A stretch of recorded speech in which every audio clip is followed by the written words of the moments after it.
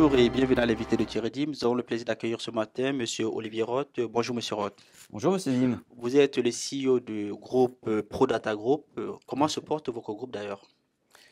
Les affaires se portent pas si mal et d'ailleurs nous avons étendu les activités à l'international sur ces 5 dernières années pour justement vendre la qualité suisse au niveau informatique, en particulier dans le sud-est asiatique, Singapour en l'occurrence et Hong Kong plus récemment.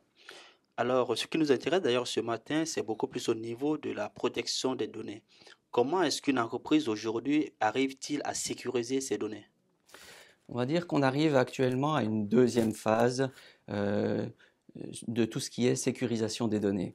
Fut une époque, la plupart des attaques venaient de l'extérieur. C'est-à-dire que les gens attaquaient la nuit, etc., via la connexion Internet. Aujourd'hui, tout cela se contrôle, se monitore extrêmement facilement par le biais de firewall ou autres outils performants.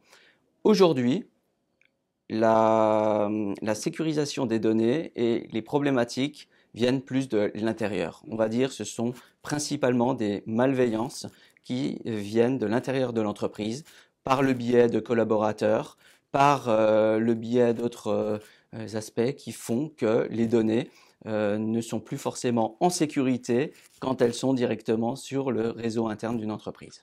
En d'autres termes, ce que vous êtes en train de me dire, c'est que j'ai meilleur temps de donner 12 000 francs à un collaborateur pour qu'il me prenne des données. Exactement.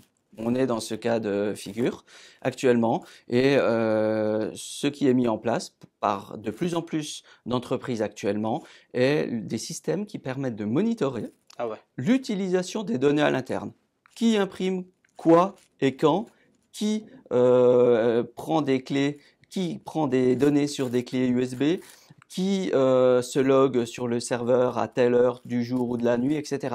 Donc tout peut être tracé aujourd'hui et de plus en plus d'entreprises le demandent pour savoir ce que font les collaborateurs avec les données de l'entreprise. Mais ça, ce sont des programmes spécifiques qui sont mis en place ou alors ça se passe comment? Exactement, c'est une couche supplémentaire qu'on met sur le réseau de l'entreprise Hmm. qui permet de monitorer en temps réel tout ce qui se passe au sein de l'entreprise et de pouvoir garder, si nécessaire, des preuves de qui pourrait avoir fait quoi avec les données. Un exemple concret, il existe maintenant des espèces de black box Hmm. qui permettent de tracer tous les mails en entrée et en sortie d'une entreprise, quand bien même euh, les emails ont été effacés derrière lorsque des données ont été externalisées par le biais d'un email.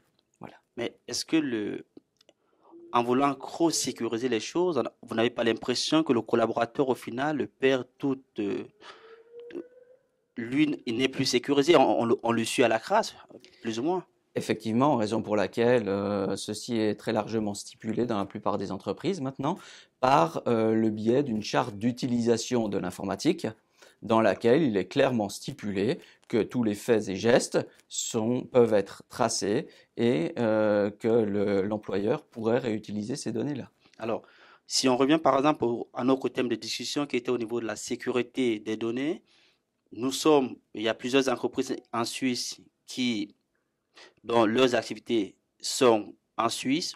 Là, on est au niveau de la législation suisse. Mais qu'en est-il, par exemple, pour une entreprise qui va à l'extérieur? Est-ce que le prestataire suisse a un pouvoir à l'extérieur?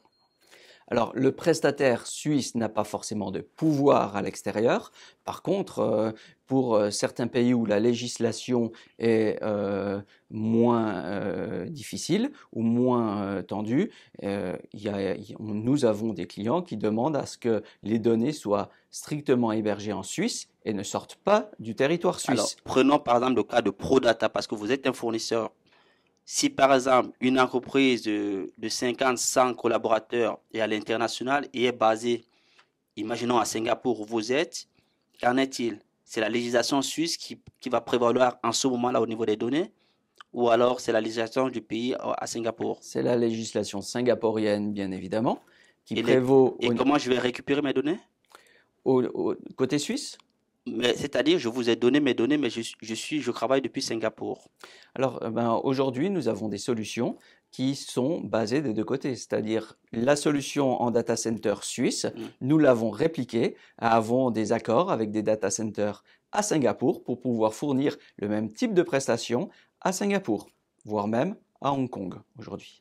Ça veut dire également que je pourrais récupérer mes données à Bien tout moment? sûr, exactement. Et c'est ça, c'est l'une des raisons pour lesquelles ces sociétés travaillent avec nous. C'est-à-dire que ce qui est possible en Suisse de pouvoir avoir une copie hebdomadaire ou mensuelle de l'ensemble des serveurs et les garder dans un coffre-fort par le client, ce qui est possible en Suisse est aussi fourni à Singapour ou à Hong Kong pour les clients qui ont leurs activités là-bas.